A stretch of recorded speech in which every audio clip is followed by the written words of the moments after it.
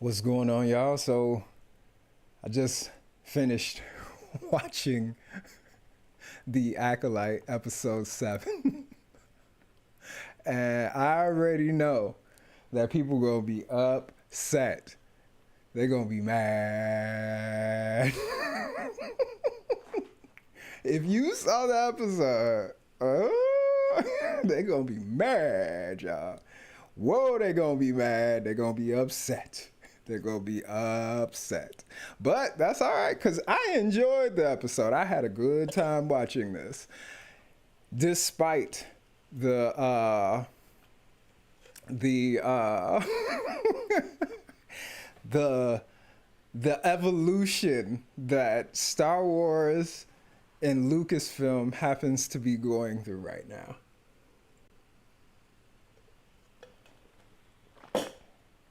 But I'm here for the shenanigans. I am here for them. Oh my God. Episode 7. People gonna be upset because episode 3, y'all thought episode 3 was controversial. Let's go with episode 7. Oh my goodness, there's gonna be so many angry, whining, frustrated people who are still watching this show, hate watching this show. I don't know why. Don't know why they hate watching it, but oh well. Sorry, y'all. You might not like this one. But like I said, I had a good time watching this one because, there was some cool stuff that happened in this show. Oh my goodness. Like, it's not as dark as Revenge of the Sith, or it gives you vibes of Empire, but it's dark, but not like, we haven't gotten to the point where it's Sith dark yet, like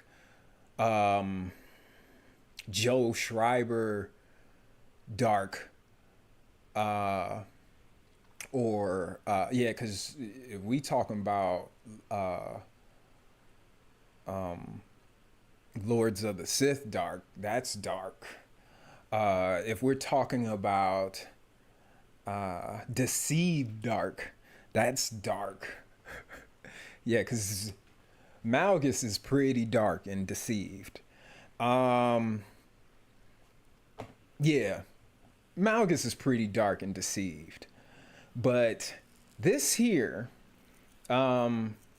it's not Rule of Two Bane dark. Because last week I was feeling vibes of Rule of Two Darth Bane. That's what I was feeling all the way up until this episode. But we're just not getting it from the Sith perspective, and that's the thing that really is bugging me, because it was kind of portrayed as, okay, this is going to be a show that will be about the Sith. It's going to be like a Sith show. Whereas and this is why you shouldn't go in with expectations to any Star Wars thing.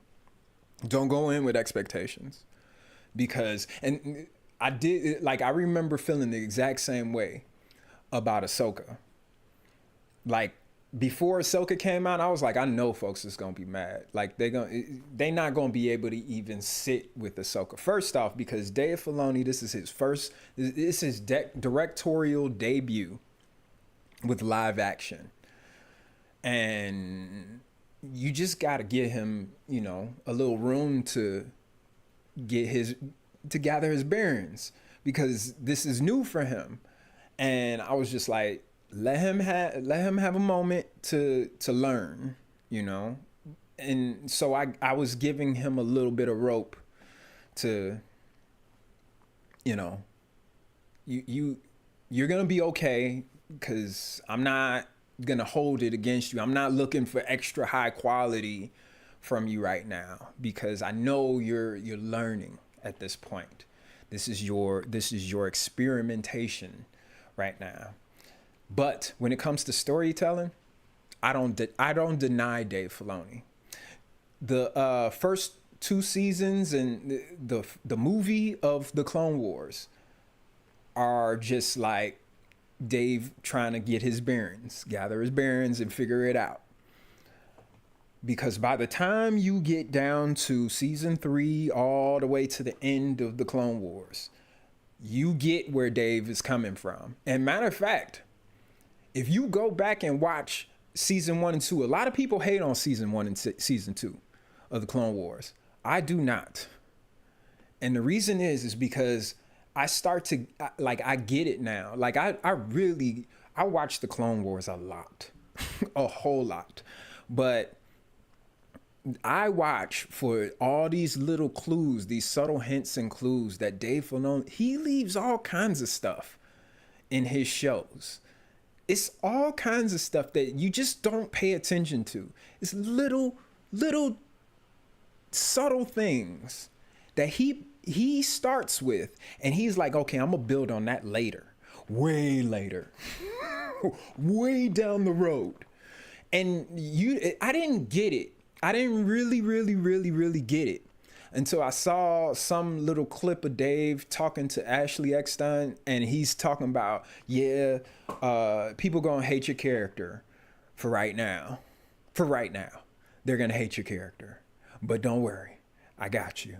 And when I heard him say that, I was like, yeah, because I get it now. I get it, because I went through a whole journey with Ahsoka. Like, I hated that girl. I couldn't stand her.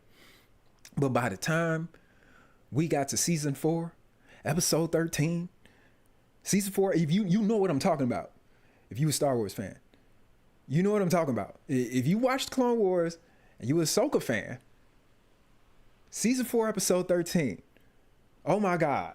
And I was cheering. And I said to myself, what am I doing? I'm cheering for Ahsoka right now. I'm cheering for Ahsoka. And then by the time we got to the Wrong Jedi arc, I was cheering for her. And when I saw her come down that ladder in Rebels, I was cheering for her. So, and by the time I heard that clip in the interview, I was like, yeah. Okay, I get it now. I get it, Dave. I get it now. Let me let you cook. I'm gonna let you do your thing. You cool with me? I wasn't all about the Clone Wars when I first saw it, because I'm gonna tell you right now, when that trailer for the Clone Wars movie came out, I said I was done with Star Wars.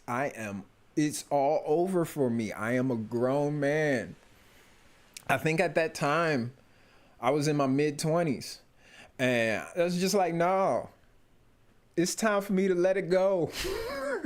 And I did. I really did. I let it go.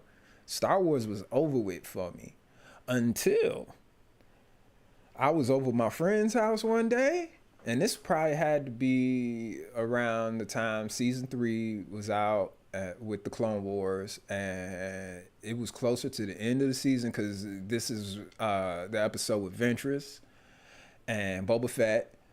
And I saw that episode, and I was like, and granted, I'm sitting here with my friends. I hadn't seen Star Wars for a long time, and my friend, she just turned it on, and she's one of those types of people that she flips between channels constantly, and she just stopped at Clone Wars, and I didn't even know she was like a fan like that, and she just stopped there, and I got stuck watching that episode, and I'm thinking to myself, what is all this?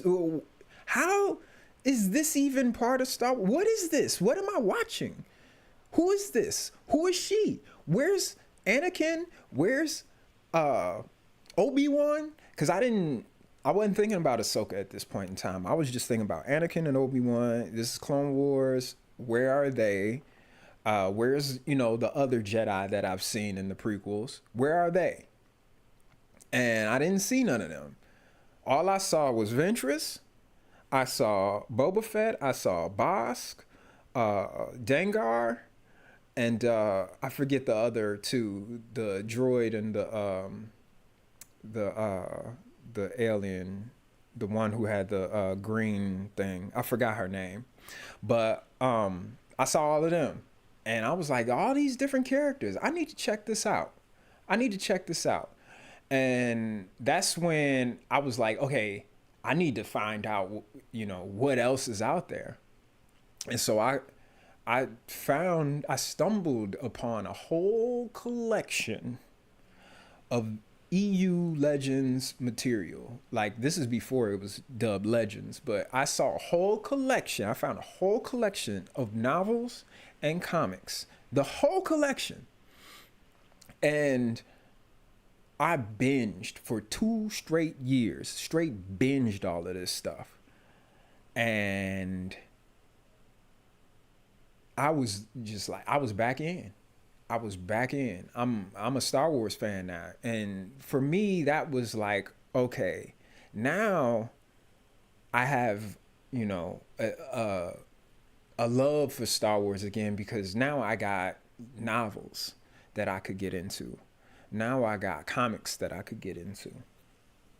And this is before Disney.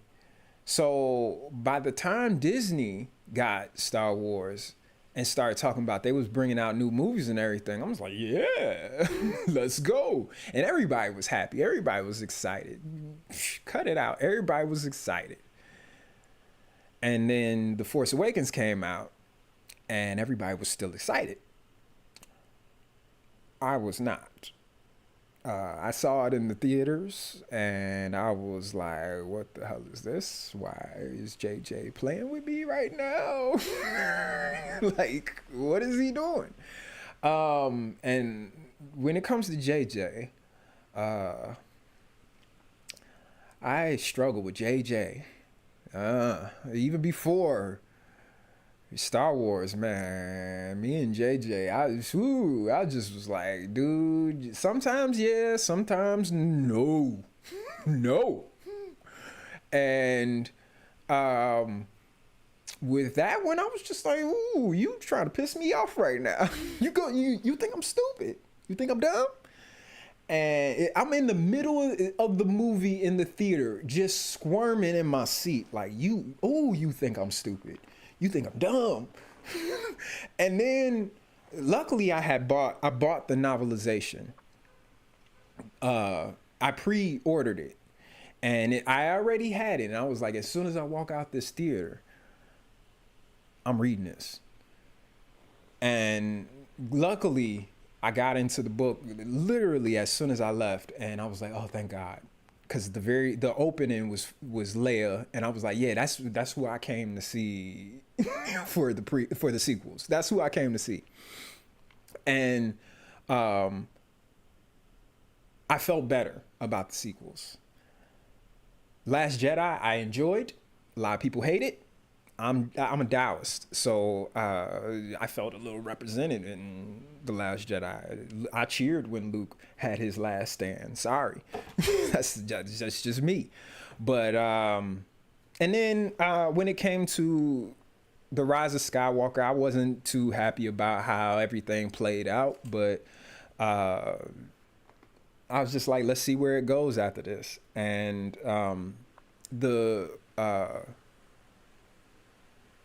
Shadow of the Sith novel makes Rise of Skywalker a little bit better for me. I can tolerate it now. Because I laugh all throughout Shadow of the Sith. Like, there's a character, well, let me just talk about Ochi of Bestoon.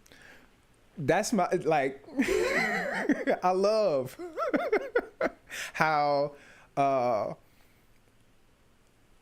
the Shadow of the Sith gives you all these parts of the story that make you think of the Rise of Skywalker in a completely different way. And then you get what's his name? Pride, General Pride. And I like his part in Shadow of the Sith too.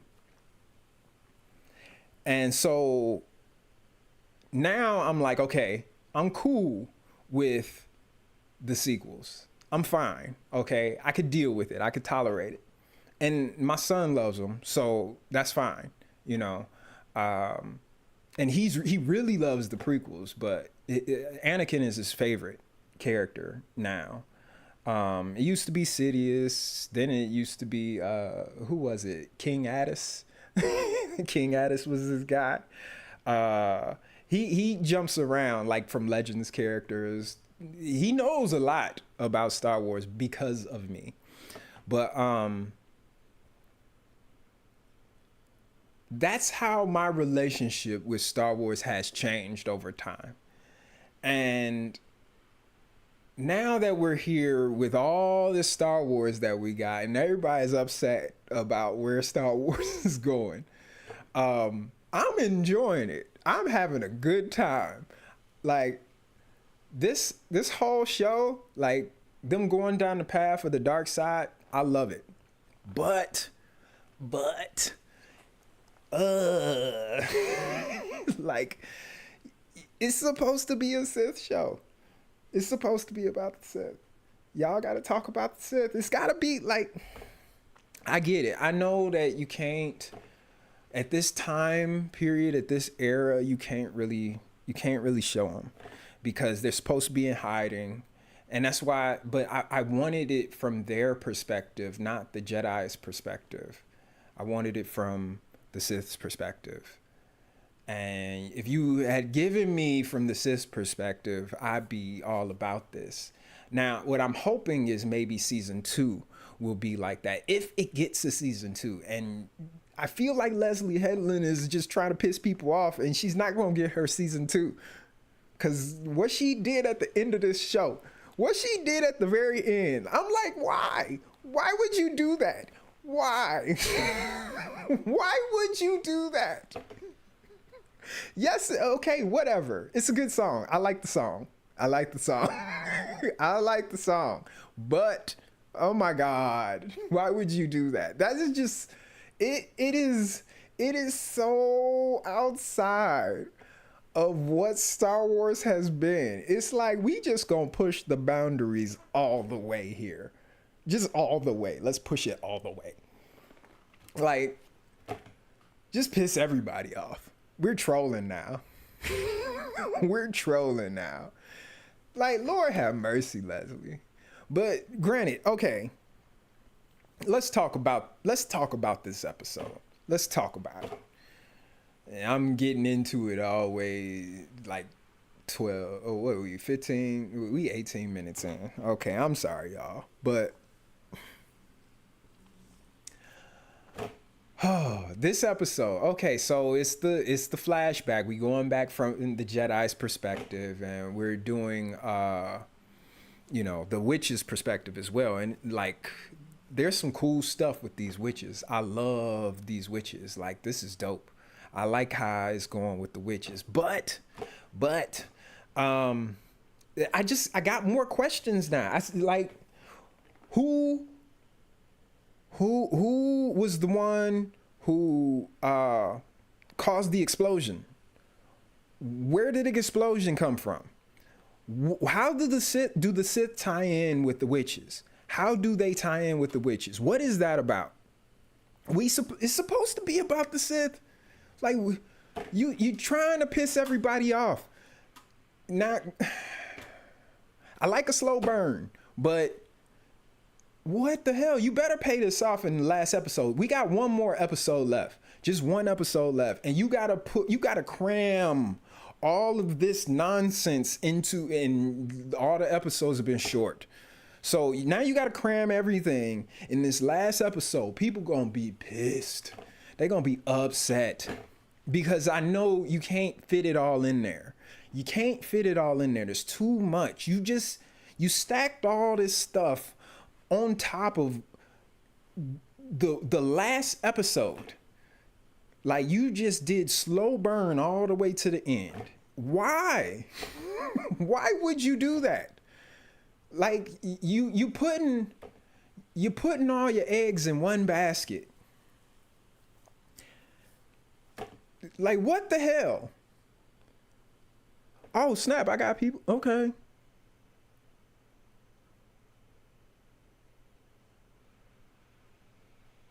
Yes, yes, yes, yes, yes. Just a lot of wasted potential. Oh my God. Like, what are you doing? So, okay, you had all this speculation about who the Sith are, who,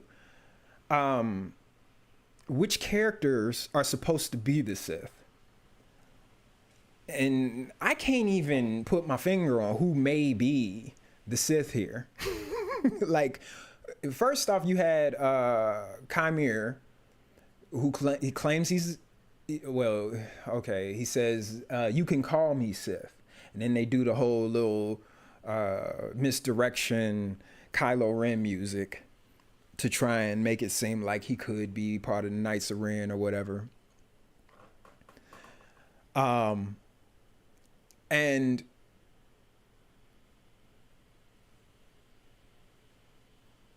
I don't think we're getting that whole Kylo Ren thing, the Knights of Ren thing. That's not happening. I don't think that's happening at all. So Chimera is a Sith, but if he's an apprentice, then who's the master? And if it is Vernestra, there's going to be a lot of angry people. Anybody who's been following these books, the High Republic books, oh my God. If they thought, because why would you do the same thing that you did with Luke? Like, people already were upset about Luke. I wasn't that upset about Luke. I wasn't that upset because I liked where Luke went. Because I'm in my 40s. I'm different from how I was when I was younger. Completely different. I'm no longer that guy. So I get it, why they changed Luke in a way. It was just, it's jarring for a lot of people. That's the thing. Like, I'm a EU fan. I wasn't that huge of a fan of Luke in the EU. More of a fan of Leia. And they really, rest in peace, to,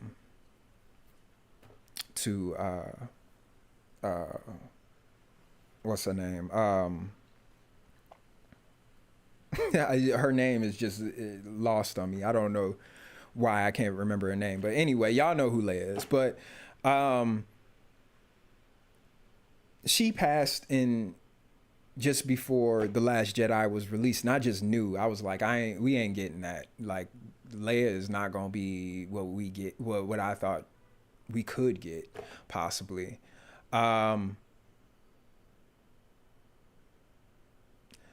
Yeah, Carrie Fisher, thank you. Yeah, I think the director is, at this point, I think she's trolling. But,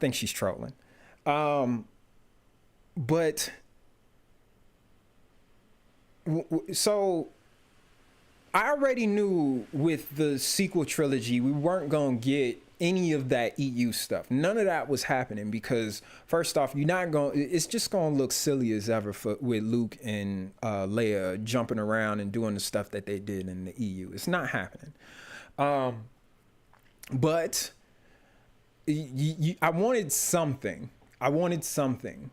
That would just make me feel like we got the Leia that I was dreaming about when I was younger. And we got the flying Leia and yeah, whatever. I like Leia in the comics. I'm talking about canon comics. I like Leia in canon comics. She's fine. She's not as good as she was in the EU, but she's fine. But they just couldn't. They couldn't really make her good in the sequels. And they did all right with the Rise of Skywalker. They did all right, but not whatever they could do with that, they did. So I get it. But with this show, you don't have those problems. You don't have none of those problems here. What are y'all doing? You do not have those problems. Yeah, I know. I get it. It's not a lot you can do with Leia because You got old Luke, old Leia. It's hard. It's hard to really make that really good. Um, they didn't have to do that. They didn't have to do that, but it is what it is. I've been growing up with Star Wars being corny as fuck for a long time. Um, but, but okay, this show. Um, Korra was awesome. Korra was awesome. I like Korra, but and then Mother Anastasia. Oh my God! Whoa, that was crazy. Um,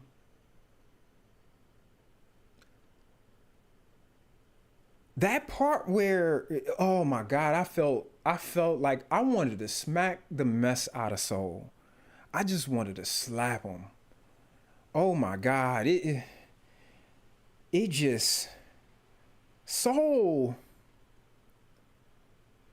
Now, okay, this is where the writing gets really clunky and messed up.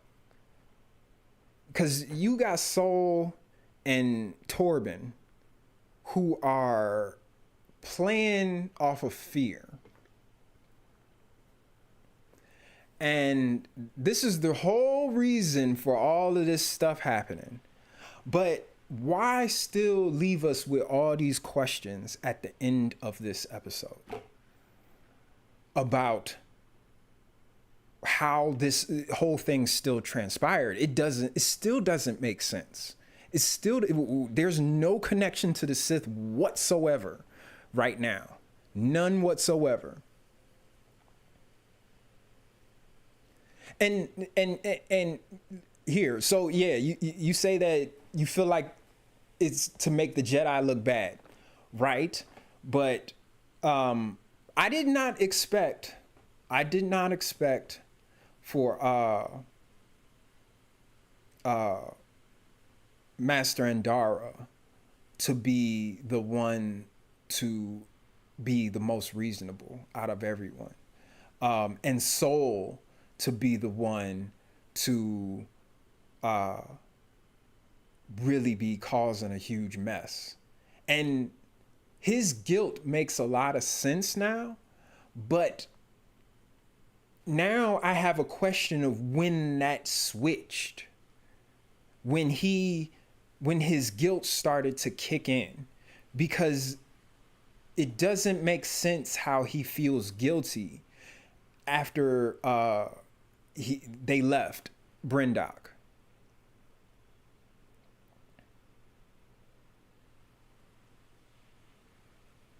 Season 2 was canceled.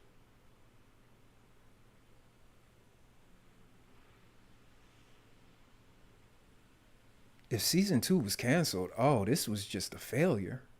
Jesus Christ. And that means Leslie Hetland did a horrible job. Oh my God. Now I feel like I'm going to waste my time watching this last episode. And that's upsetting. Because I would like for it to be a season 2. I would like for there to be one because I feel like the story still needs to be told. It's just, why did you do this? Why did you slow burn it? First off, 8 episodes. What the fuck? Why 8 episodes? First off, what is Lucasfilm doing with the 8 and the 10 episode in the 6 episode arcs? What is that? They did it with Ahsoka. They did it with Obi-Wan.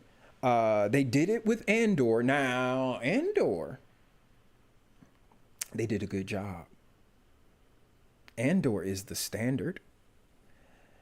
But it's like Andor is the shining star out of all of this. And then after that, you got the Bad Batch and Clone Wars and Rebels, and those got all kinds of funding. It's the issue is all the rest of the shows are just like, they're lukewarm. Like, I go back and I watch the Obi-Wan Kenobi series, and I'm like, it's good, but it's hard to accept because there's so many parts of it that's like, what are y'all doing? What the fuck is this? Like, that whole chase scene is like, what are y'all doing? Oh, but okay, even for kids, that is still just corny. But I mean, if you want that part is not. Well, it might be. It's still. It's like at the same level as Attack of the Clones cringe, because Attack of the Clones cringe is like peak cringe. Yeah, you don't get cringier than Attack of the Clones in that dialogue. But this, like, the reason why I like Attack of the Clones still is because of the novelization. But you don't have no novelization for Obi-Wan Kenobi, and there is a novel, a Kenobi novel that is kind of similar, but you got Darth Craig, who happens to be in that novel, so and he's one of my favorite characters, and that it was actually good, but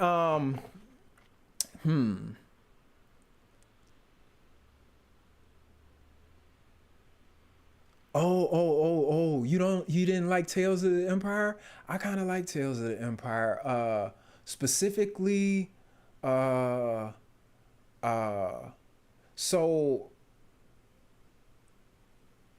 with Barriss Offee,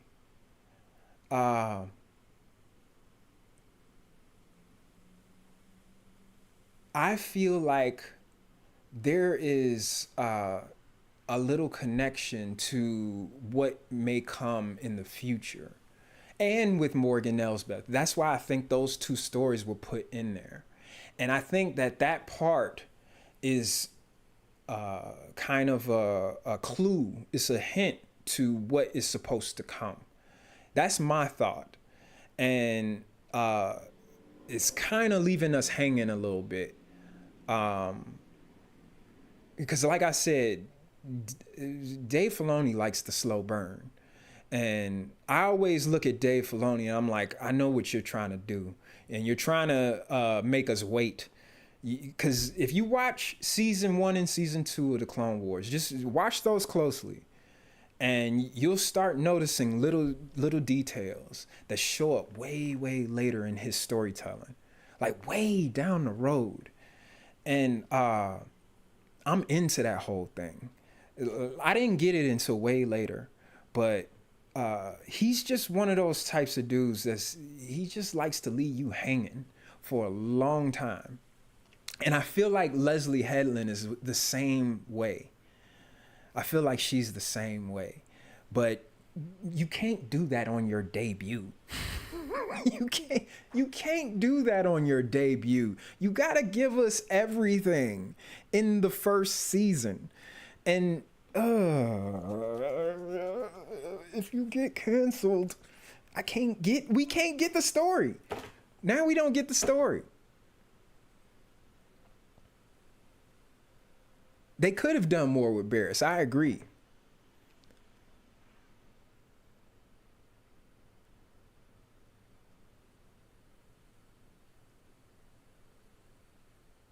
Oh, okay. So the season 2 could being canceled could, okay. So we'll see. But God, I hope not, cuz I feel like this is a huge loss here, man, cuz Jesus Christ, she really I feel like you're trolling. I feel like she's trolling. Like, what are you doing? Stop. You put all this money into this. all season, I'm sitting up here like, yo, it's okay. It's fine. It's all right. I'm going to wait. I'm going to be patient. I'm going to wait. and it's got to pay off in one episode. And I have a feeling that it's not going to break the hour-long mark. It's not going to. And you can't. This one was like 40 minutes, I think, a little less than 40 minutes. And it being less than 40 minutes, I kept looking at the clock, and I'm like, okay, there's still a whole bunch of shit that they haven't talked about.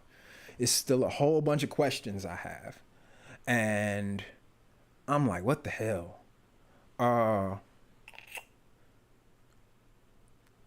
So because Brendock I think is done. I don't know if they go back to Brendock, I'm going to be pissed. Like, I'm going to, like, this is the first time I'm probably going to be seriously pissed about something that happened in Star Wars, because now you're wasting time. Because you gotta have enough time to tell the story of what the hell the Sith, the connection with the Sith has to do with Brendock. And so that means you gotta go back.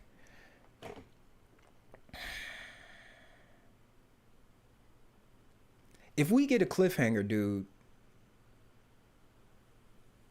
If we get a cliff,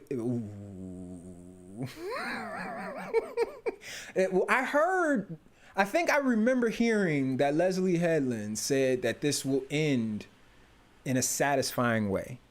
It will end as a complete arc. That's what I heard. But you have to still leave it on a cliffhanger. Reason being is because it's a Sith story. It's supposed to be a Sith story. You have to end it on a cliffhanger. This is not going to end in a good way. There's no light at the end of this. It shouldn't be. Just like I felt with Bad Batch. You can't end this with light. Nah, they did kind of end it with light in the Bad Batch, which is all right. But I thought everybody was gonna be dead. I thought the whole team was gonna die. But except for Omega.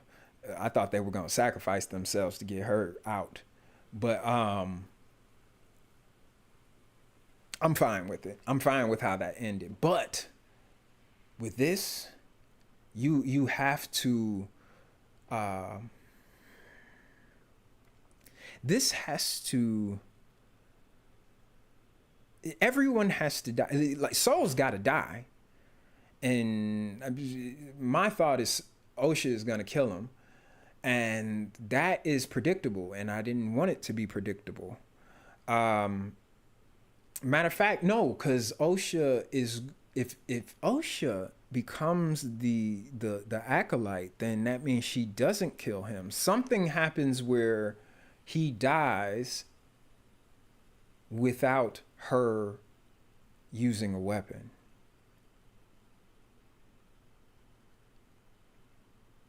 How they pay that off is everything here, I think. How they pay that part off is how that's the whole part. But still, like, what's pissing me off is the fact that the connection of the Sith is just still not there for me. And you're not going to be able to tell that whole story in a matter of 45 minutes.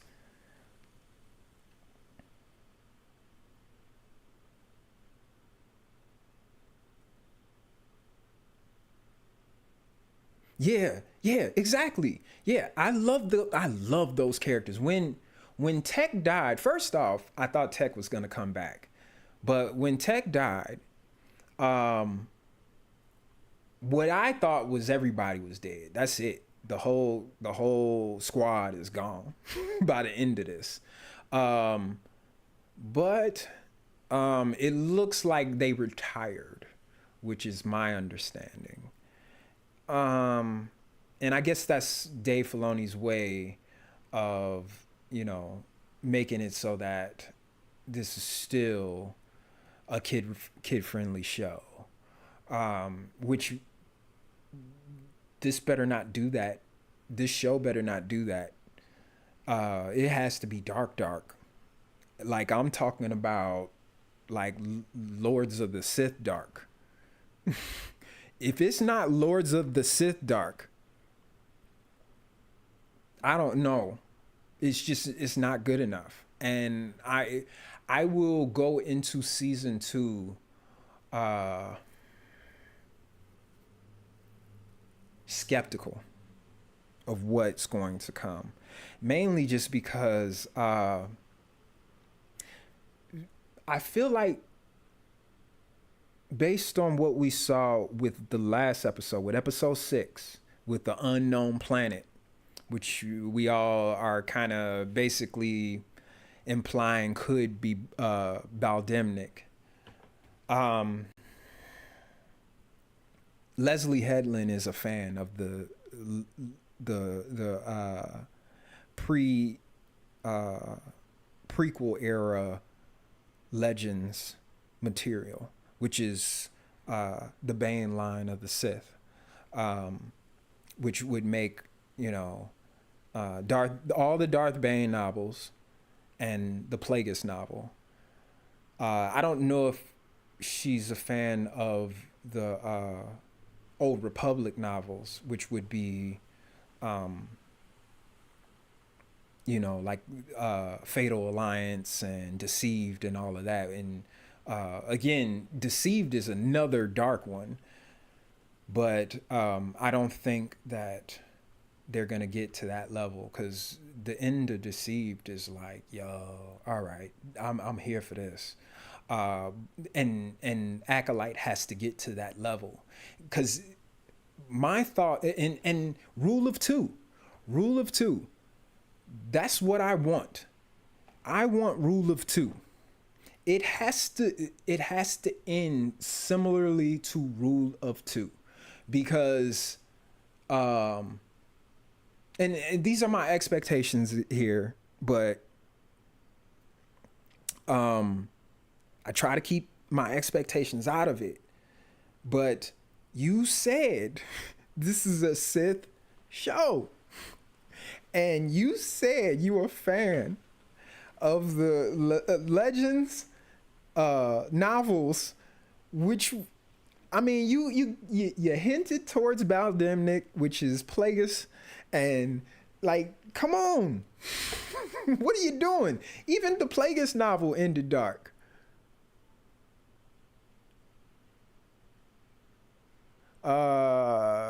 You said you don't think she's seen very much Star Wars content outside the mainstream.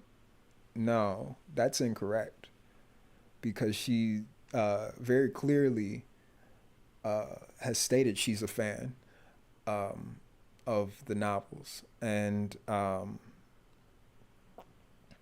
mean, you had the Baldemnik Easter egg as well, which in the Cortosis Easter egg, like, I mean, Cortosis is all Timothy Zahn right there. Timothy Zahn, Drew Karpyshyn, which are my 2 favorite Legends writers. They're my 2 favorites. And right along with James Luceno. Karen Travis, too. She's up in there. But she's not giving us our payoff of because she's been signaling to those of us who are fans of that content, and you don't pay it off, and it's like, what are you doing? What are you doing? Like, don't try and do it in season 2. You do it now.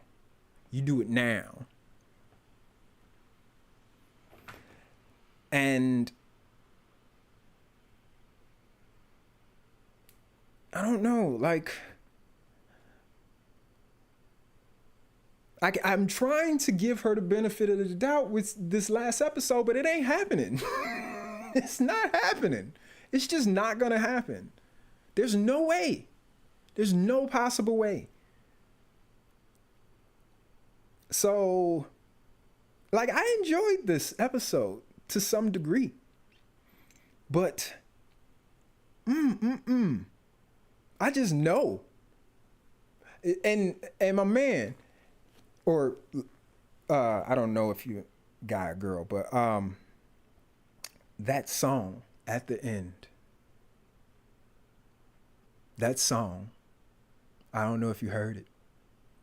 Um, mm.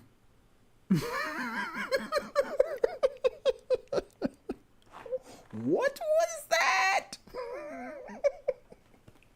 What was that? Oh my God. Talk about stirring the pot. Oh my goodness. Is my camera out? Did my camera just freeze? It did. Lord have mercy. Do I have to restart it? Yeah, I probably have to restart the camera. Hang on. Ugh. Robot cameras.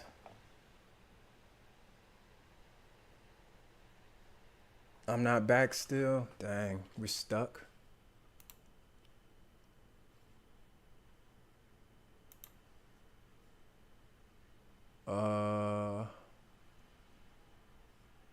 What is going on with my camera?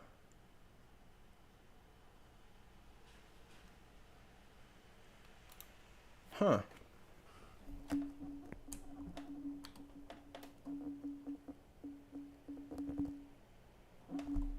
Damn it all to hell.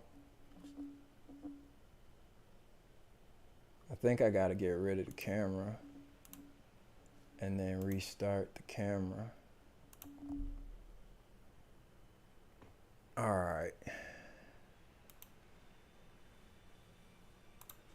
Let's run that back to the camera and we back. No, we're still not back. Damn. My camera's just not coming on. Anyway, I guess it's time to wrap it up then. But cuz I can't figure out what's going on. I can't fix it. Yeah, my camera is not, I can't, they're not letting me fix it on OBS. Damn. All right, so yeah, I guess it's time to wrap it up. Listen, that song, I was like, what are y'all doing? That song right there. I heard the words come on and I was like, what? we trying everything in this show. We gonna try it all in here. This is the lab. We're bringing out the lab here, y'all. This is where we're gonna try. We're gonna throw the spaghetti at the wall and see what sticks. And nothing's sticking right now, y'all. It's not sticking. This ain't gonna work. Not at all. Like they tweaked. They straight tweaked. I don't know what Dave was thinking by approving all this. Like, what was you thinking? And I'm mad because, like, I feel like I sound like one of those dudes that's just always hating on Star Wars, and I ain't always hating on Star Wars. I love this franchise at this point, because it's not just. I mean, television is not what keeps me here. The TV shows is not what keeps me here. I mean, the animated shows do, to some degree, like, cause Resistance wasn't, like, I like Resistance, but I don't. It's not something I'm gonna come back to all the time. The only reason I like Resistance is because, and really just season 1, is because of how they ended season 1. They actually made me feel for the people who were on Hosnian Prime, whereas JJ did not accomplish that. But when it comes to these TV shows, I'm just not. It's not what keeps me here. Andor was a surprise. Like, what? It was the one I was least looking forward to. And now it's the one I'm most looking forward to for this last season. And for real, like 2 seasons, talk about having a plan. That's how you do it. This is how it's done. Figure it out for the rest of all these other shows. Because that's the blueprint right there. It is Andor. You follow that and you got it. Because that's how storytelling is done. Granted, The Bad Batch, Clone Wars, and Rebels all are fantastic storytelling. However, Andor is just like a level above all that. I don't know if anybody else is feeling the same way I do about Andor, but I think Andor is peak #1 over even the original trilogy Star Wars. It's something about that show to me that is just, it goes a little deeper. Because you getting like, it's like a novel being shown on screen to me. That's what I feel like Andor is. Whereas the Clone Wars and Rebels and the Bad Batch are like kind of short stories. Well-written short stories that add to the movies. In the television shows,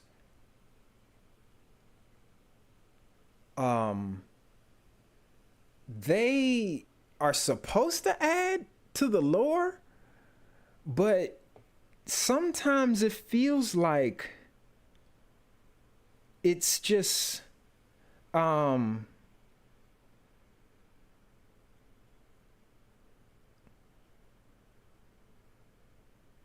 don't know. It feels so detached. Like sometimes it feels like it comes back, but a lot of times it's jarring. Like, just that Obi-Wan Kenobi and even Boba Fett. Like the book of Boba Fett. What the fuck? Cad Bane, just coming out of nowhere to be in this series was just like, what? And he's the villain. He wasn't even really the villain. Who was the villain of the book of Boba Fett? Like, Cad Bane was not the villain, because he was not really a nemesis to Boba Fett. Him and Boba Fett and Cad Bane don't really have, like, they have history, but it's not like I don't know, because Cad Bane is the one who put the dent in his helmet and everything, but we haven't seen that. So maybe, I guess we'll get to see it at some point. I don't know. But why didn't you show that part first? I don't know, man. This is the first time where I'm feeling like Star Wars is kind of going in that direction that's like, what are y'all doing? What are y'all doing? Because now I feel like all the people who've been hating on Star Wars for a long time are really justified. They're justified in a way here. And I'm like, you know what? Yeah, I'm not gonna hate. I'm not gonna hate on them no more, because in some ways, a lot of people got a point. Because this is where you're doing too much. You're just doing too much. Yeah, you give somebody an inch and they take a whole mile. Like, it almost feels a little disrespectful. It does just a little bit. Uh,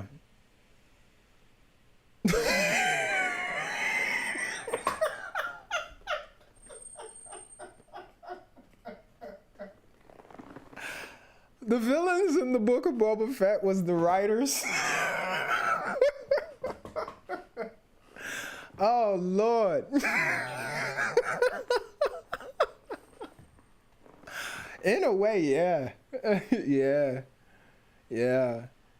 Um and I don't even like to hate on the writers that much, but in a way, yeah, cuz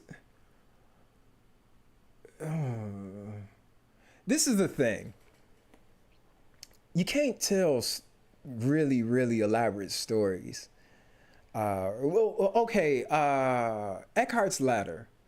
He says this a lot in his show or on his channel. But he says that you can't try and do 8-part movies. And I agree with that. Like I think that's just it's a poor way of trying to tell a story, cuz like by the time the whole story is told, we feel so like I don't feel right after these stories. Like it's hard for me to go back and watch some of these shows. Even Ahsoka, I liked Ahsoka, but it's still hard for me to watch it like in its entirety, because there's just parts of it that's just like, yeah, it just feels a little too drawn out and in some parts, and then not drawn out enough in others. And like I said, it makes me feel like, that's part of that slow burn that Dave Filoni likes. But with Book of Boba Fett, Obi-Wan, what else did we have? Book of Boba Fett, Obi-Wan, and The Mandalorian season 3. Season 3 was like, you could tell there was a downgrade, but I think that has a whole lot to do with the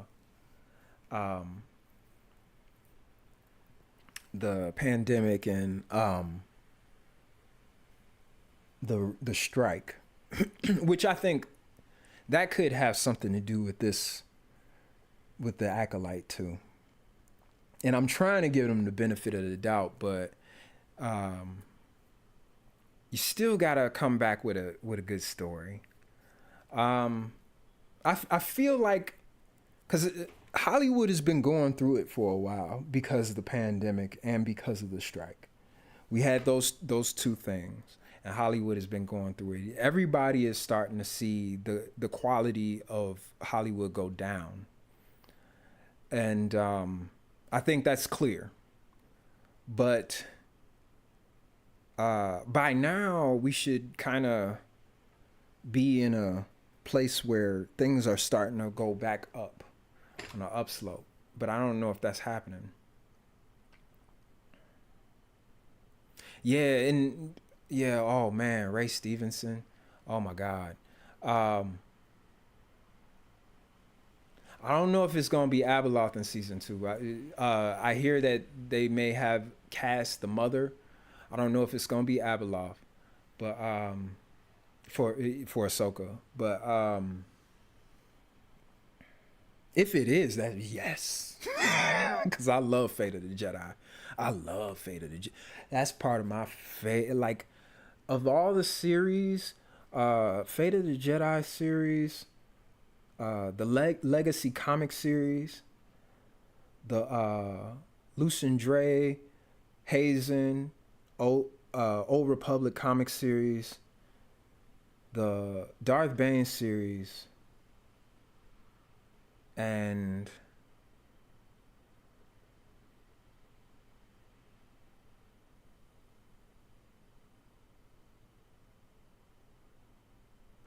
I consider the Labyrinth of Evil,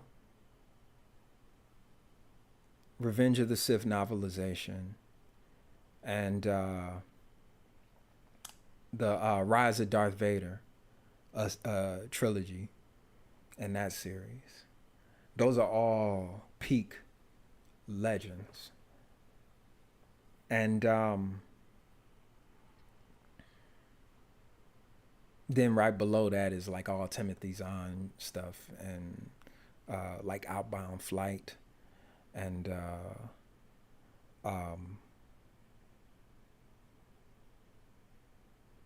Heir to the Empire. But Heir to the Empire, the reason why I didn't mention that series is because I think Timothy Zahn stepped his game up with all the new Thrawn novels. Because, oh my God, Ascendancy is like, what?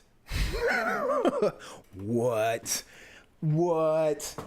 Like, I am so excited to see what they do with Thrawn, even though I was a little disappointed to see what they did with Thrawn and Ahsoka. But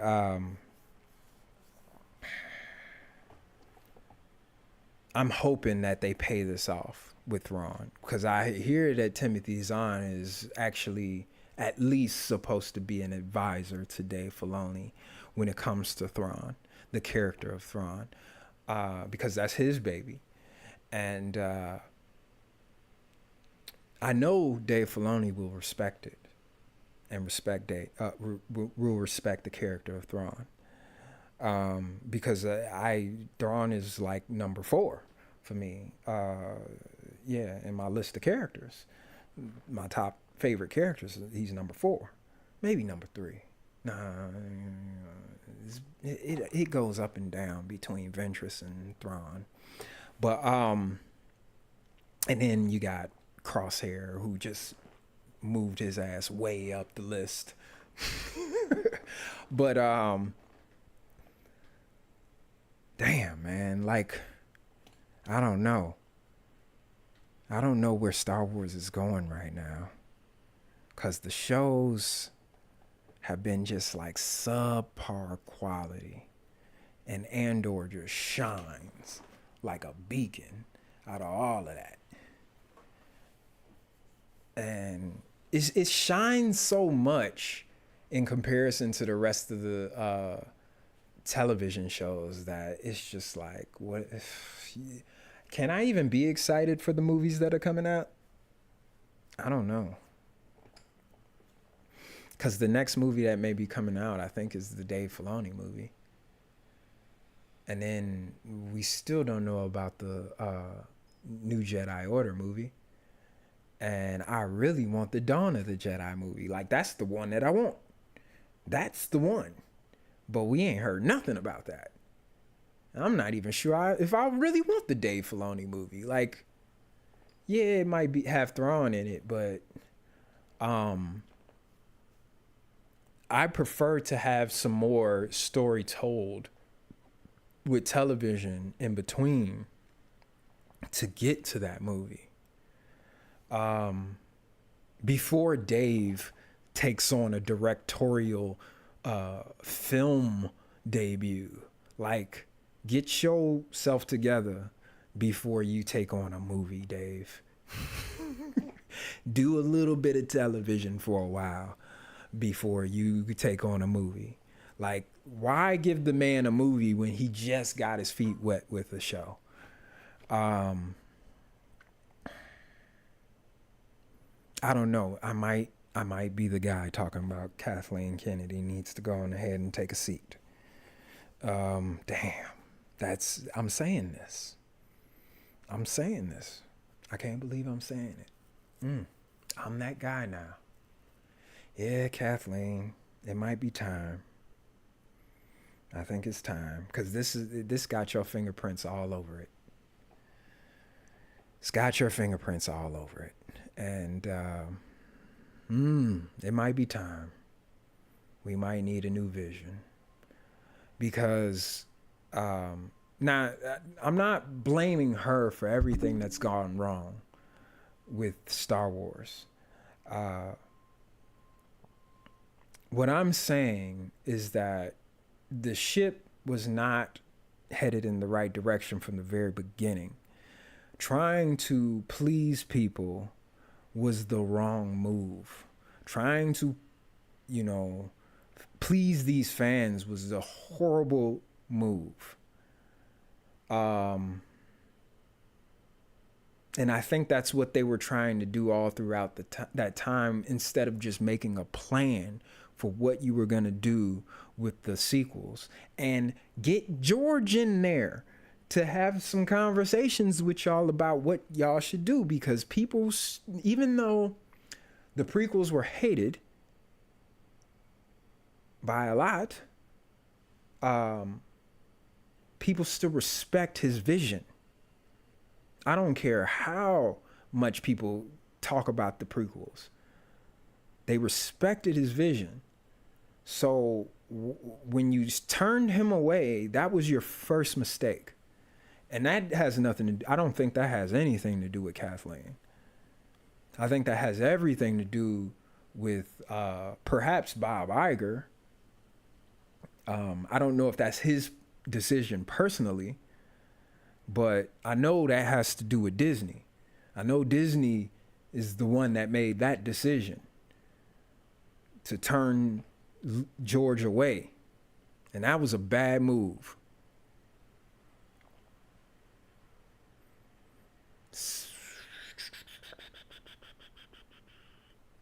Yeah, I don't think we ever gonna get the Old Republic similar to the movies, man. I think that's over with. Old Republic is dead.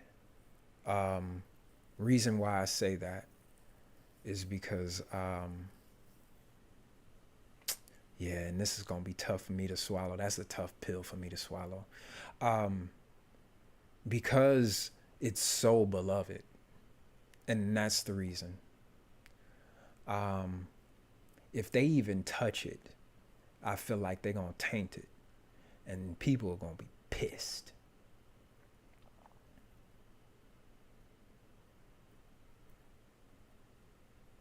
Yo, I love the prequels. Matter of fact, I think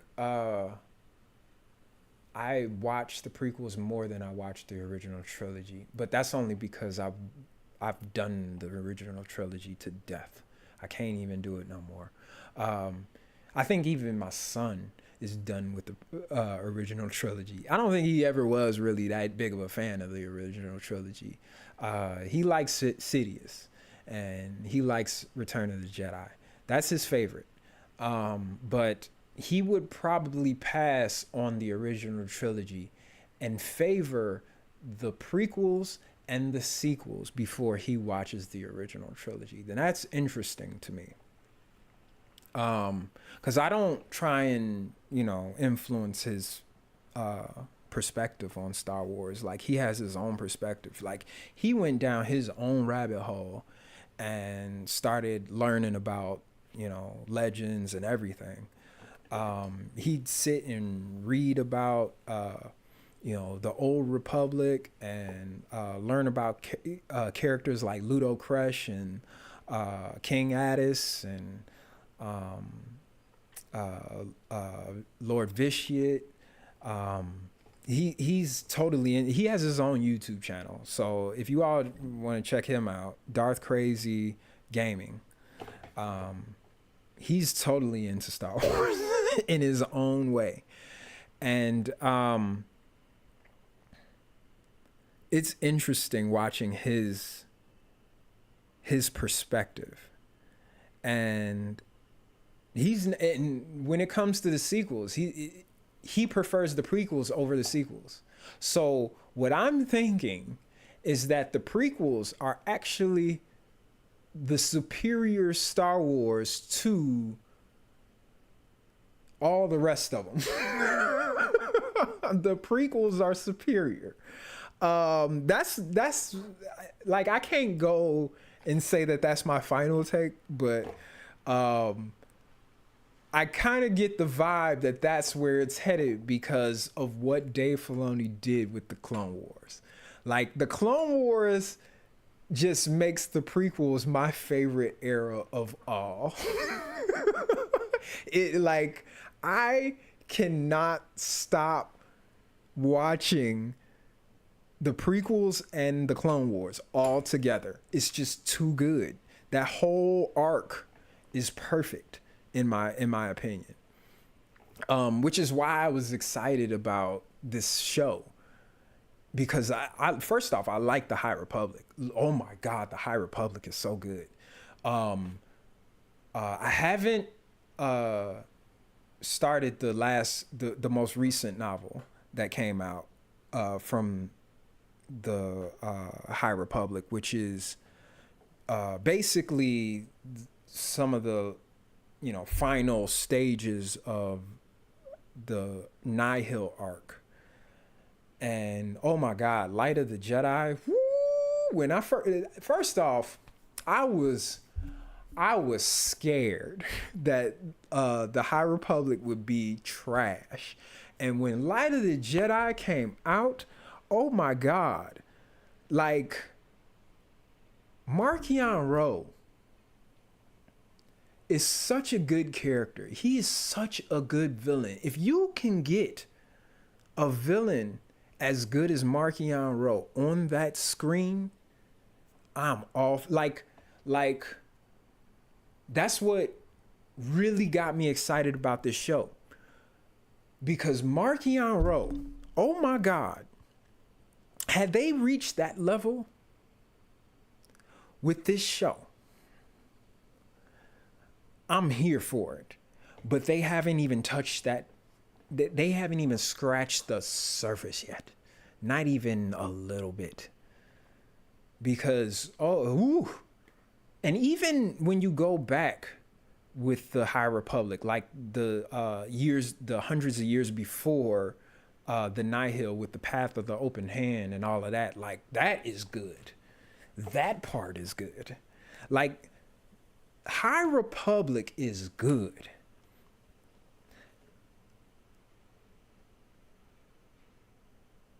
I kind of knew that they weren't going to be able to touch it in this show, but I was hoping that they would still kind of mess with it a little bit. And what they did was they took Vernestra Rwoh, a character people love, and now they're starting to hint towards doing a Luke Skywalker with her. And it's like, this is the whole part that's making me feel like Leslie Headland is trolling. That and that song at the end, like, what the fuck? What are you doing? And then episode 3, because I knew episode 3 was gonna be hated on. I knew it was gonna be hated on, but I was like, all right, it's episode 3. It's episode 3. Whatever. I'll accept it. But you better tell a good story for the rest of this. Because I'm picking up clues and whatever. I'm interested in where the mystery is going. But you're taking a very, very long time to pay this mystery off.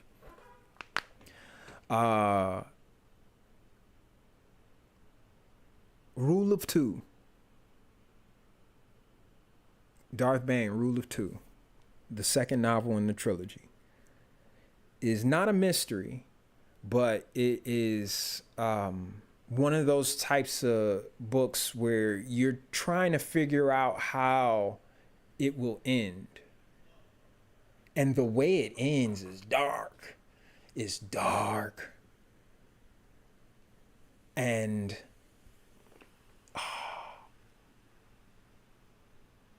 if they don't do that, and I think I'm going to end on this note, because if you don't do Rule of Two ending, you have failed, Leslie.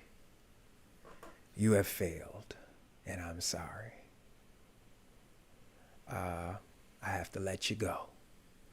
It was nice, but you dropped the ball. So anyway, this is a weird episode here. I'm gonna be posting live episode, but I hope it's not too boring for some people. Cause I mean, I don't know. I'm just sitting here looking at the screen and I'm like, damn, my video froze. Of all the things to go wrong with this live, when I come back for the first time in like what, about 2 years or something? I don't know. It's been a while. I think the last video I did was about Gina Carano, and I want Gina Carano back. I want her back. Screw that. Bring her back into The Mandalorian. I don't care if she is, not that great of an actor. Her character,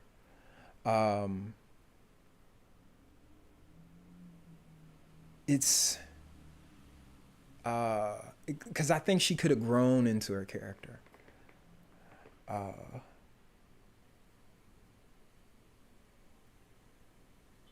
don't know. I just liked her character. It was just something that just drew me to her character.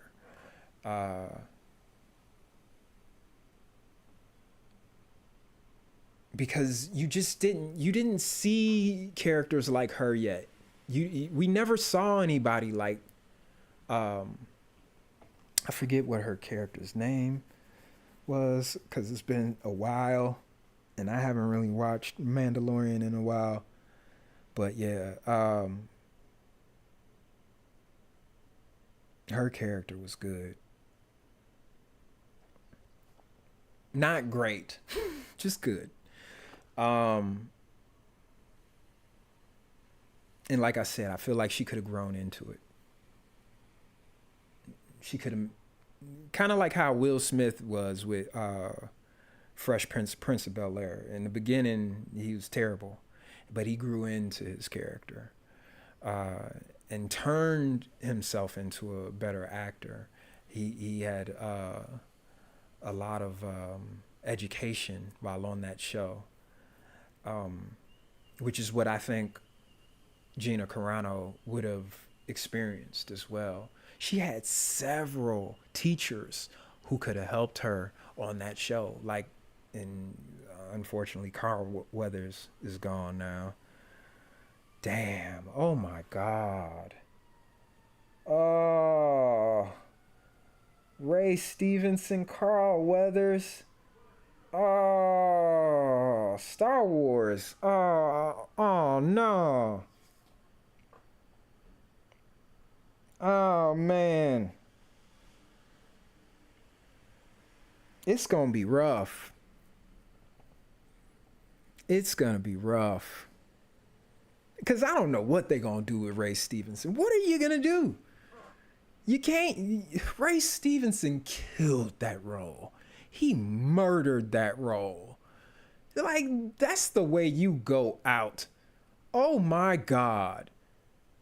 That is the way you go out. Like, first off, Ray Stevenson is a...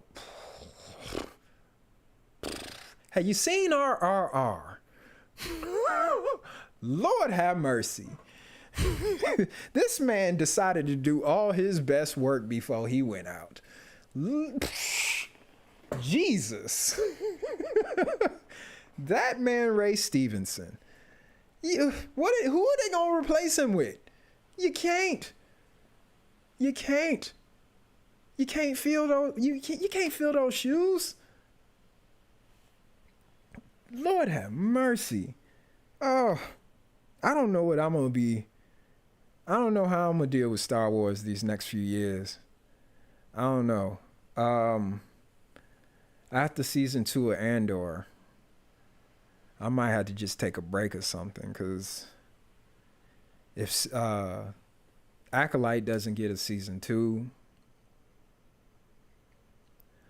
I don't know, because I'm not excited about Mandalorian. I'm not excited about these movies that are coming out. Like, I think my momentum is starting to die down. I haven't been really keeping up with books lately. I'm still stuck on From a Certain Point of View, Empire Strikes Back. Like I've been going through all the High Republic books, but um, I haven't gone to the latest book. I just haven't had the time really, but uh, I don't know. I'm starting to get fatigued, I guess. Maybe I am fatigued. Maybe I need a break. I don't know, but I'm bringing my butt right back on here to talk about it. Maybe I won't be able to have a break. What I really want is to be able to have conversations on here with my son about Star Wars, but I don't think he's ready for that just yet, because he still needs to be able to develop his articulation skills.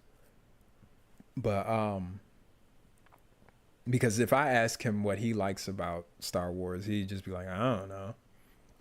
I just like it. So getting his opinions is going to be very difficult. But he's not at that age yet where like being able to articulate himself is something that he's able to do right on, like on the fly, you know. And he's really just a gamer.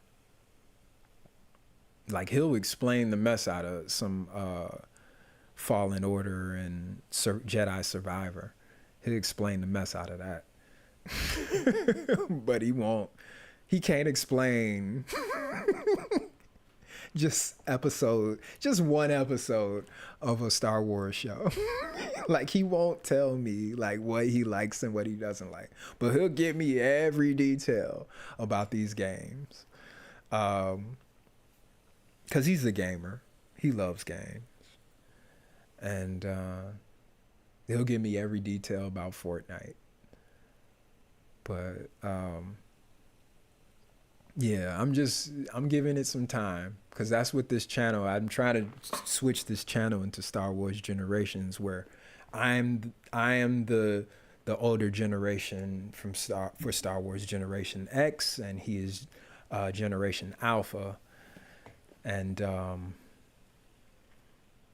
the differences, how we approach it. So maybe I'll give it a year or two before I come back for real.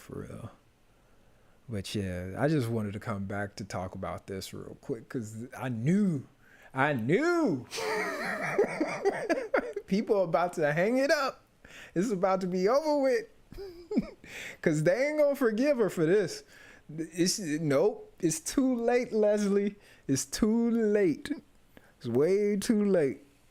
You didn't give us what we wanted in episode 7. By the time episode 7 was done, I felt like, you know what? It's not gonna pay off. You got way too much to talk about, and you left me with way too many questions at the end of this episode. So, no, it's just not gonna work. I know it's not gonna work. It was nice watching the series all the way up until this point, and the similarities between Come Drink With Me and the Acolyte are awesome, actually. Because when I watched Come Drink With Me, I was like, what? Like, oh man, okay, now I get where she got this from. I get where she got that part from. And that's a good movie, by the way. If you have the patience to sit through a Chinese film it's all Mandarin, straight Mandarin. And since I've been studying Mandarin, it's a perfect film for me to sit down and immerse myself into. And I'm probably gonna watch it again and again and again and again, so I could keep myself learning. But yeah, it's interesting how she is such a fan of that. And it's like where George Lucas is a fan of Kurosawa, she's a fan of wuxia. And she brought that into the Acolyte. But Come Drink With Me pays off at the end. I don't know if the Acolyte is going to do the same here. Uh, and Come Drink With Me pays off really well at the end.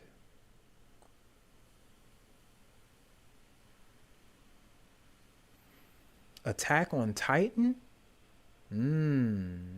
Haven't heard of that. Okay.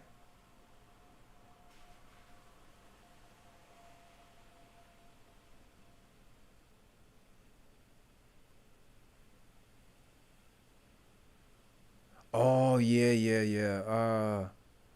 Yeah, I don't know what they're gonna do with Carl. But yeah, and they probably should have left Grogu with Luke. But I think Dave Filoni is trying to go in a different direction. Because he seems to really like Mandalorians. Like he's hinting towards like, oh yeah, I just love Mandalorians. Maybe he's a huge Travis fan. I don't know, but he seems to be veering away from what Karen Travis was all about. Um, yeah, it's a little weird because I don't get I don't get that much of a Legends vibe from where Dave Filoni is headed with the Mandalorians. Um, yeah, I don't know. Yeah, man, Fallen Order and Survivor. I really I don't play, but I watch my son while he plays. But yeah, Survivor is so good. Jesus, and Fallen Order was really good too. But Survivor, what? Like, they just expanded that lore, just expanded that, and they brought the High Republic in there too. Yeah, yeah. Ooh, um, very good. Um, but okay, I think I'm gonna have to check out Attack on Titan though. When somebody mentions something to check out, I check it out. If it's a trailer, I'll check it out, and then if it's good, I'll probably watch it. But yeah, um,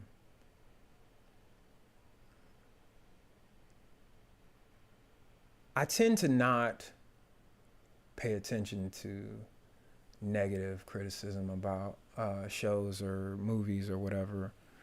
Um, but I do pay attention to positive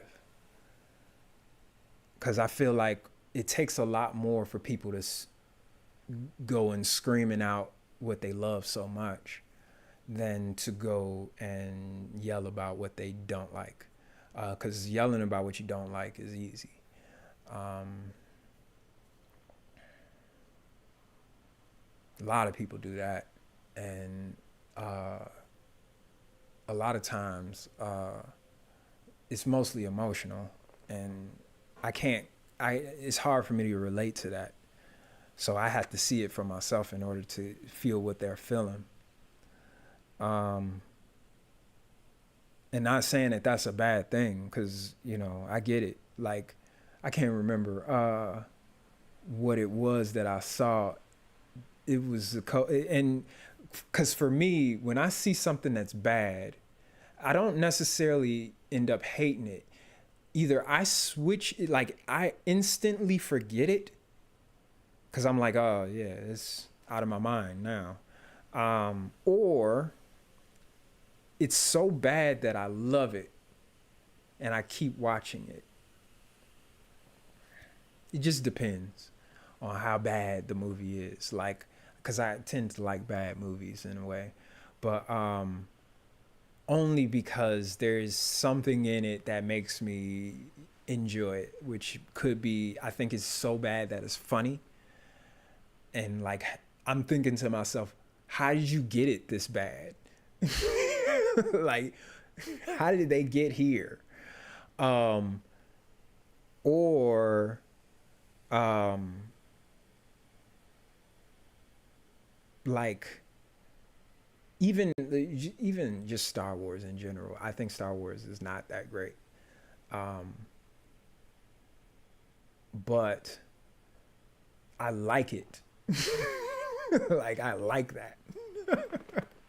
Like the dialogue is so clunky in in the prequels, but I still enjoy these movies more than I do. Like it's way worse than the original trilogy dialogue.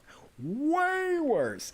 And that's the good thing about the sequels. Actually, the sequels, I mean, even though it's not like the sequels are presented better as far as dialogue goes. It's not better dialogue, it's just presented better. Because I think the superior dialogue of them all is the original trilogy.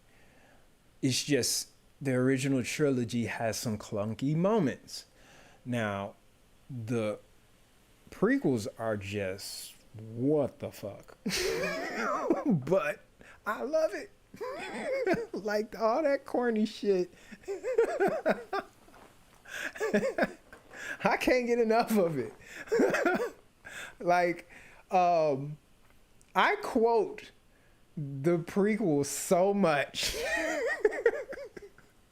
Like, especially when just Obi-Wan quotes, like, um,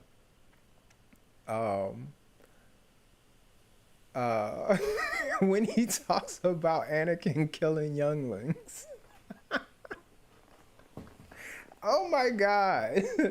Like, I do this with my son a lot. Like I hit him with the I saw a hollow recording of him killing younglings. And he gets a kick out of that. But oh man.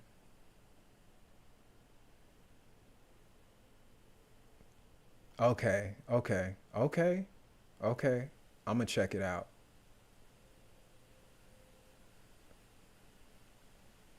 Okay, I'm gonna check it out.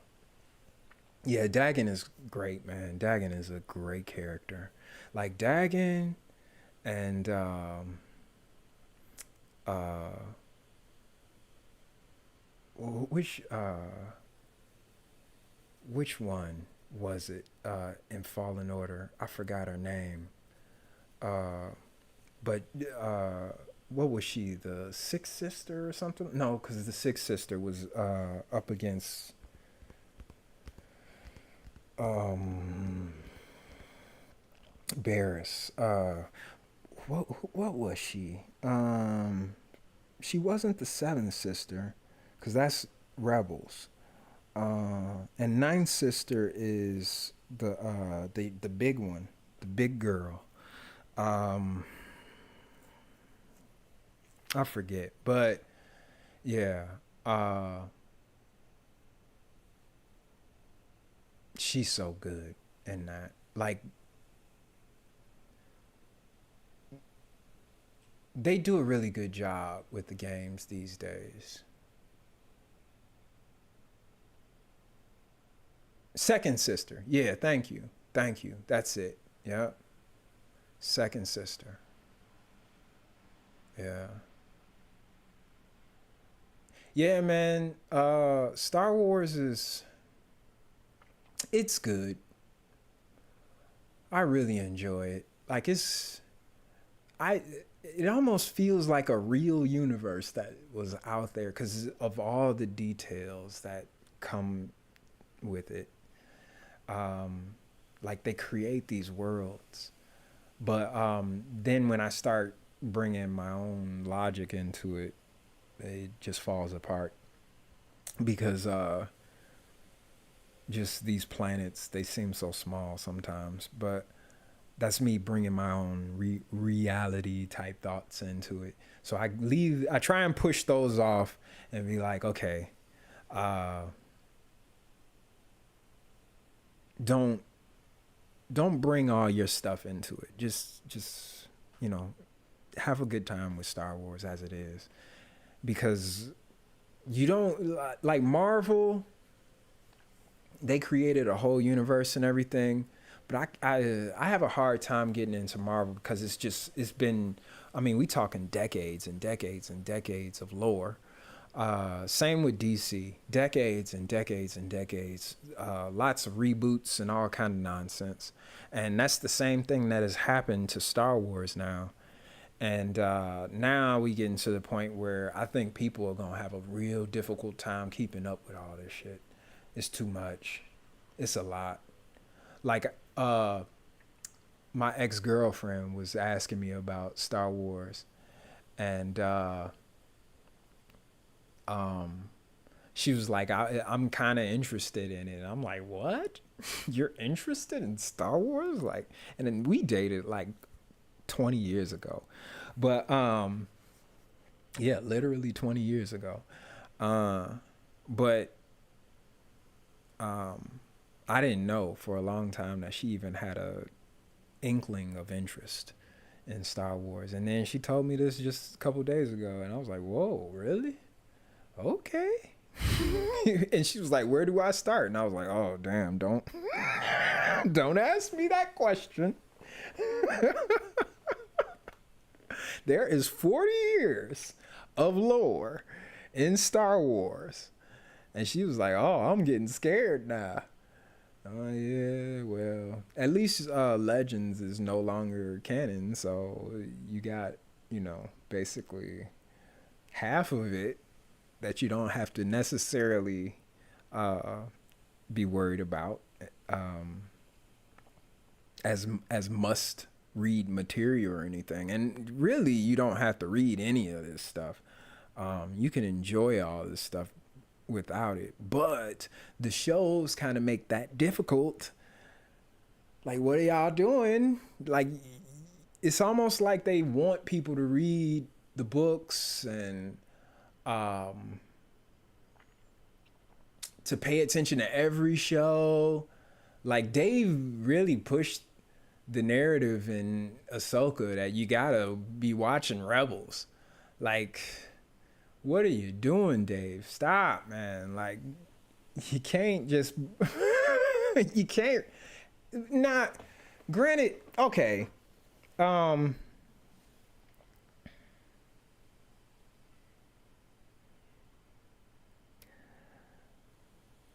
Star Wars is so big that it's almost difficult to even tell a story without having to connect to something else. But still, like,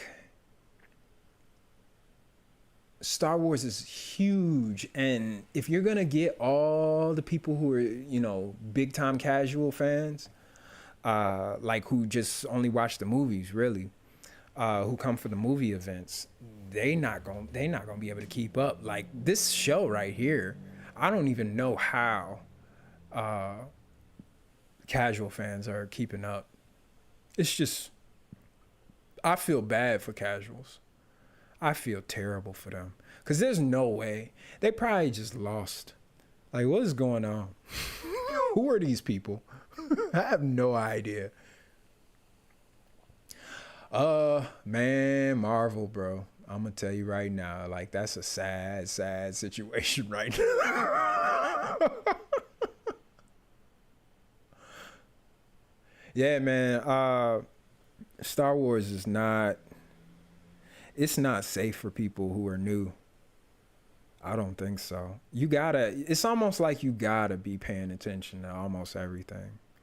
Like, when they brought Cad Bane in for Book of Boba Fett, I was like, "What are you doing? Nobody's gonna know who this guy is. Like, who the fuck is this guy? And why did he come in the middle of the series? What the fuck are they doing?" But yeah, like, you have to be watching the Clone Wars. And then if you only watch the Clone Wars, well, matter of fact, nobody knows. You got to be a diehard fan to even have an inkling of a clue of why Cad Bane and Boba Fett are even at each other's throats. You have to be a diehard fan to know that. So it's jarring as ever to see Cad Bane show up. in Book of Boba Fett. It's just jarring. Like, because they have no real interaction except in prison in the Clone Wars. That's it. They have basically no interactivity except in the Clone Wars. So bringing him to be the villain, if you could call him that, in the Book of Boba Fett just was an absolute mess. And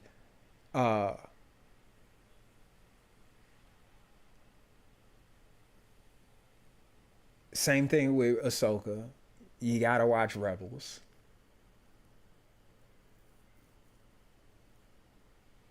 Yeah, you gotta watch Rebels because you wondering why the hell you on this. You gotta go all the way out to this far out galaxy to who's Thrawn. You know, like for casuals, you don't know who Thrawn is. Meeting him for the first time. Why is he such a big bad? Well, did they really pay that off at the end? Nah, not really. Not in the way that it's paid off in Heir to the Empire. Because with Heir to the Empire, you know, right off the bat why he is who he is. Whereas with Ahsoka, you get a hint of it, but it's not just right in your face. Like, no, it's almost difficult for anyone to be able to one up Thrawn.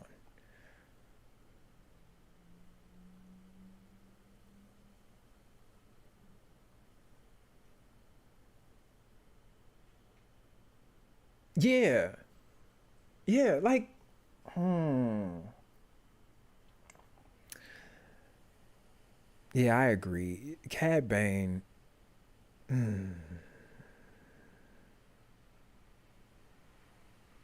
I guess because if you think about Legends too, I don't know, and then like that makes me think of Quinlan Voss, what they did with Quinlan, and they still that's a loose end right there. That's another loose end. We know he's alive. What the hell they gonna do with that? I don't know. And the more Jedi showing up in the original trilogy, like, what are y'all doing? Oh my God, y'all put Dave Filoni in that position too late to make sure that everything was, all, consistent, and it's just not anymore. It's almost starting to look like Legends, which is fine because Legends is awesome. But this it's just some shit in Legends. but uh, but where Legend shines is it's got some damn good series, some damn good novels in there, but where canon is failing is they don't have anything that surpasses those really, really good novels and Legends.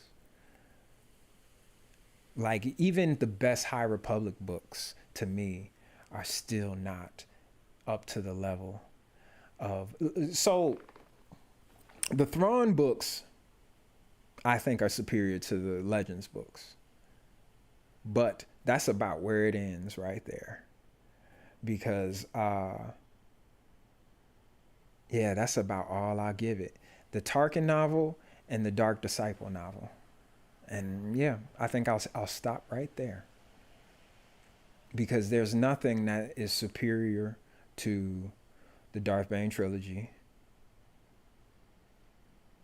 Fate of the Jedi, that series, Legacy of the Jedi series, uh,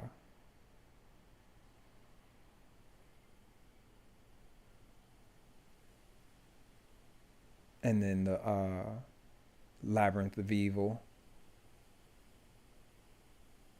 Revenge of the Sith novelization, and Rise of Darth Vader. Like those novels are fucking ridiculous. What? Like that kind of storytelling is just un it's unmatched. Uh Granted, um the Bane trilogy, the novels go a little downhill. Like it's Path of Destruction is what, and then Rule of Two, and then Dynasty of Evil. And Dynasty of Evil is good, but it's just nah. It doesn't like Path of Destruction is so good. It is.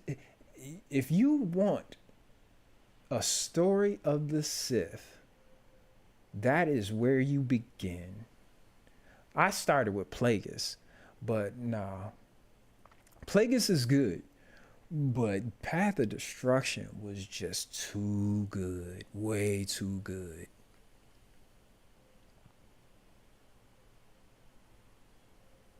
Yeah, man. Appreciate you coming through and, hanging out with me for a bit. I don't know if you could hear me. I know you had to go, but yeah, I appreciate you sliding through. Uh, but yeah, I think it's time for me to roll too. It's almost 2 a.m. where I'm at, and I need to wake up in like 3 hours.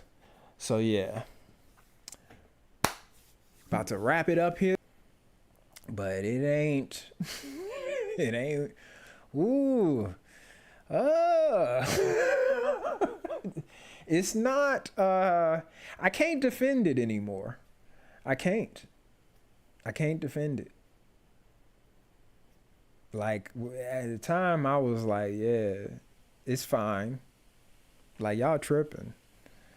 It's not that bad. Nah.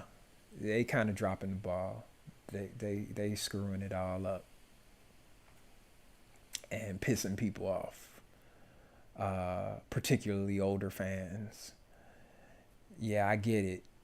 You trying to keep those kids and get new kids, but nah, it ain't working. I don't think it's gonna work. My daughter is just not gonna go.